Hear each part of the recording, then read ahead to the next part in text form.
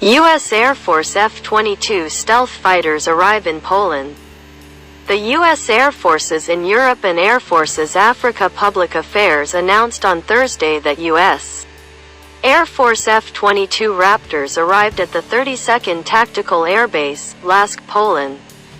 Raptors assigned to the 90th Fighter Squadron, 3rd Wing landed at the 32nd Tactical Air Base in Lask, Poland to support NATO air shielding in the European theater August 4, 2022.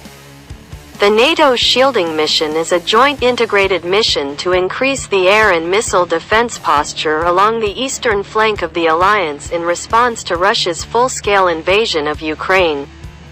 The Raptor is a critical component of the Global Strike Task Force and is designed to project air dominance rapidly at great distances to defeat emerging threats. The F-22s will support the NATO air shielding mission in the European theater, the Air Force said in a release.